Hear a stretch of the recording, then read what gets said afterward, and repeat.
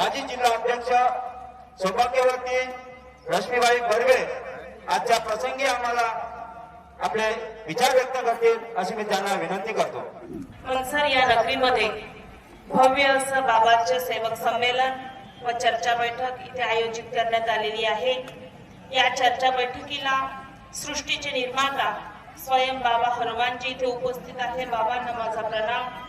मानव धर्माचे संस्थापक बाबा जुमदेवजी इथे उपस्थित आहे। बाबांना माझा प्रणाम। आपल्या सर्वांच्या आई मातोश्री वाराणसी आई ठोबरीकर इथे उपस्थित आहे। आईंना माझा प्रणाम।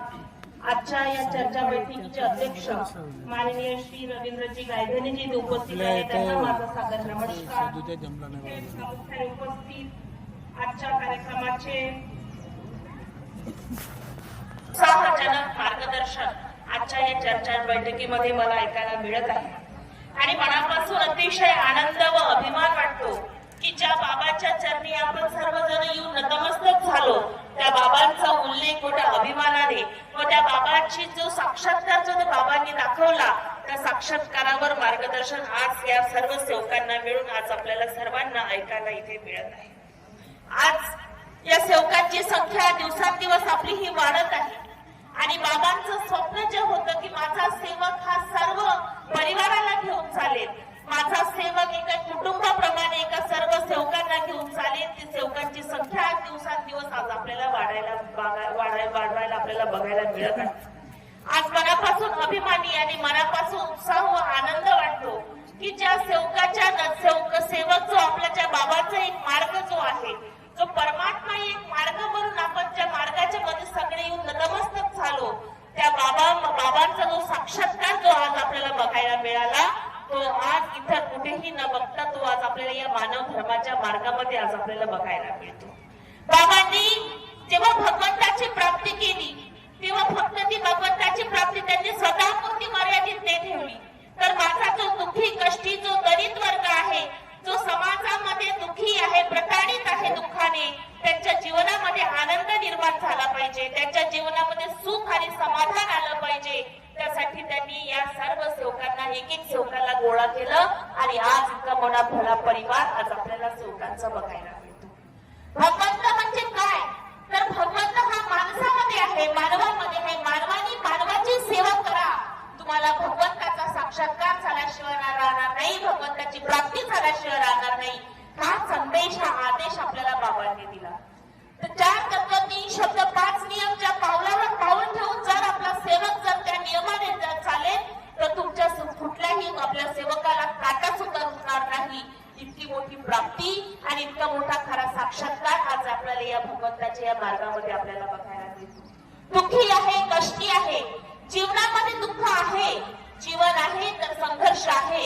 या जीवनामध्ये या पृथ्वी तलावावर जो या मानव जन्मामध्ये ज्यांनी जन्म घेतला त्याच्या जीवनामध्ये दुःख व कष्ट आहे, पण भगवंताने आपल्याला त्या दुःखातून त्या मार्गातून आपल्याला बाहेर काढण्याचा सुद्धा हिंमत ताकद आपल्याला ज्याला दिली तो खरा मार्ग म्हणजे हा परमात्मा आहे। परमात्मा एक मार्गामध्ये काही खूप मोठी पूजा किंवा खूप मोठं आपल्याला करावं लागत नाही, फक्त भगवंतावर विश्वास ठेवणं, त्या तत्वावर त्या नियमावर त्या ताकदीवर आपल्याला जर चाललं तर तुमचा प्रत्येक शब्द या मार्गामध्ये खरा ठरतो। विषय असतो तो विश्वासाचा, विषय असतो त्या आपल्या प्रामाणिकतेचा आणि नक्कीच या भगवंताचा साक्षात्कार इथे असलेल्या सर्व सेवकांनी अनुभव केलेला आहे। सहजासहजी कोणी बंधूंना या मार्गामध्ये आलेला आपल्याला बघायला मिळत नाही। ज्यांच्या जीवनामध्ये दुःख आहे, ज्यांच्या जीवनामध्ये कष्ट आहे, ज्यांच्या जीवनामध्ये अनेक असे उदाहरण असे कष्ट आहे की आता आम्हाला शेवटचा कुठलाच मार्ग आम्हाला मिळत नाही, मग शेवटचा मार्ग कोणता उरतो, तो आपला परमात्मा एकचा मार्ग उरतो। आणि अशा पद्धतीने आज इतके सेवकांची संख्या आपल्याला आज या मार्गामध्ये बघायला मिळाली।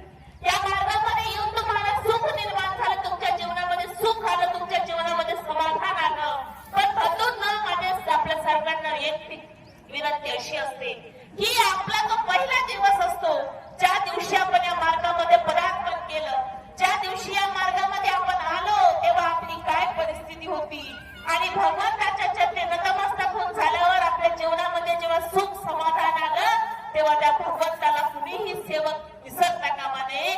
ही खरी आजची ही काळाची गरज आहे। मार्गदर्शन मी अत्यंत मनापासून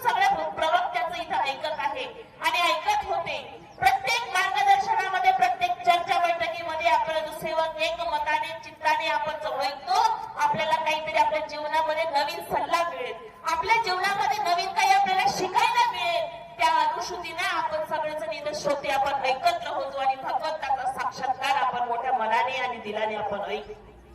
आज बाबांनी आपल्याला सगळ्यांना सांगितलं की सर्व सेवक हा एक आहे आणि आपले बाबा जुमदेवजी यांनी भगवंताची प्राप्ती केली, बाबा हनुमानजींची प्राप्ती केली आणि तो साक्षात्कार तुम्हा सगळ्यांना घडवून आणला. पण आज मी आप सगळ्यांच्या जर बघितलं तर मी खूप लहान आहे, माझं वय जेवढं नाही तेवढं आपल्या सगळ्यांचे अनुभव असेल. पण आज मला इथे म्हणायला हरकत नाही आणि मनापासून कधी कधी वाईट वाटते की बाबांची आपण सगळेजण सेवक आहोत. मंडळाचा आदेश म्हणजे बाबाचा आदेश हा आपल्याला बघायला मिळतो आणि ती अनुभूती आपण सगळ्यांनी अनुभवलेली आहे. पण आज बंधूंनो, कुणी जे असे असतात की स्वतःलाच बाबा समजतात, हे चुकीचं आहे आणि हे आपण सगळ्यांनी समजून घ्यायला पाहिजे. भगवंतांनी आपल्या सगळ्यांना सांगितलं की मार्ग म्हणजे काय, या मार्गाचा दृष्टिकोन काय आहे, या मार्गामध्ये तत्व शब्द नियमाने आपल्याला चालायला पाहिजे आणि या मार्गामध्ये फक्त भगवान बाबा हनुमानजी की जय, महान त्यागी बाबा जुमदेवजी की जय, हा जो आपण एक प्रणाम आपण करतो, हा आपण जयघोष आपण करतो, तो फक्त बाबासाठी करतो, दुसऱ्या कुणासाठी नाही. पण कधी कधी स्वतःलाच आपण अंगीकृत करतो. बाबांनी काय शिकवलं आपल्याला? बाबांनी आपल्याला हा आदेश दिला, अंधश्रद्धेतून निर्मूलन करण्याचा आदेश भगवंतांनी आपल्याला दिला. अंधश्रद्धा आपल्याला पाडायची नाही.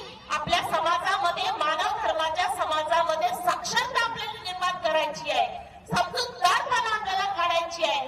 जे रूढी परंपरा गाजलेले जे अंधविश्वास आहेत त्यांच्यातून दूर आपल्याला बाबांनी केलं आणि आपण आताही जर त्याच रूढी परंपरेवर जर चालत असेल तर हे कुठेतरी फार चुकीचं आहे आणि हे जर आपल्या लक्षामध्ये येत असेल तर त्याला हाणून काढलं पाहिजे, त्याला मोडून काढलं पाहिजे, त्याला सल्ला दिला पाहिजे. आम्ही ज्या भगवंताच्या चरणी सगळे येऊन नमस्तक चाललं, तो भगवंत आमचा सर्वांचा एक आहे.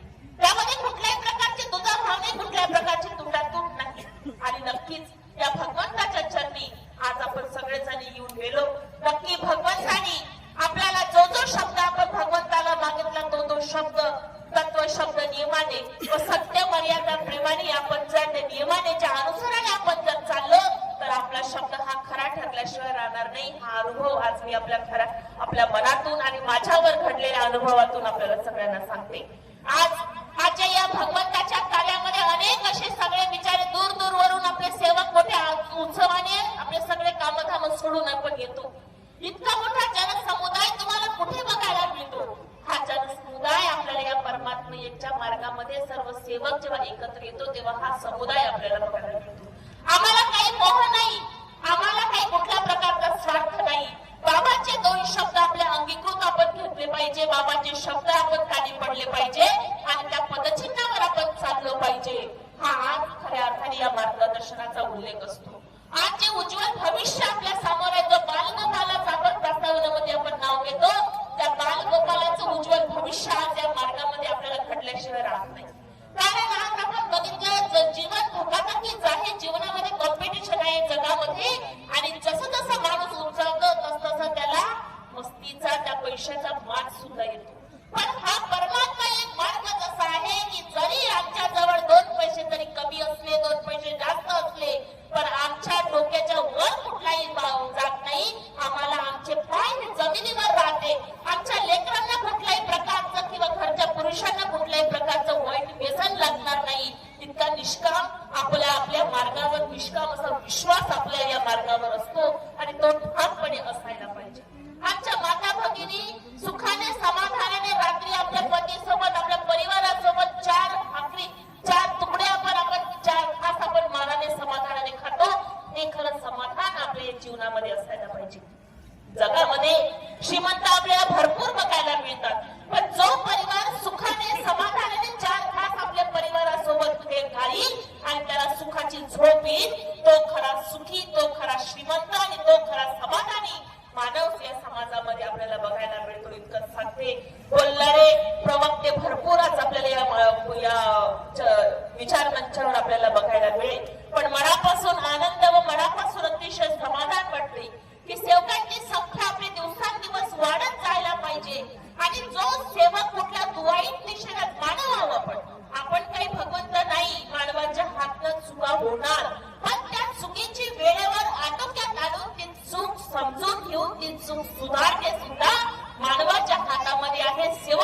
हातामध्ये आहे आणि ती सर्व सेवकांनी करायला पाहिजे. इतकंच बोलते. आज मला इथे बोलण्याची संधी दिली त्यासाठी आयोजकांचे मनापासून आभार मानते. माझ्या वाणीतून कोणाचं मन दुखवलं असेल तर प्रथम भगवंताची माफी मागते, आपल्या सर्वांची माफी मागते. इथेच थांबते. जय हिंद, जय महाराष्ट्र आणि नमस्कार नमस्कार नमस्कार नमस्कार.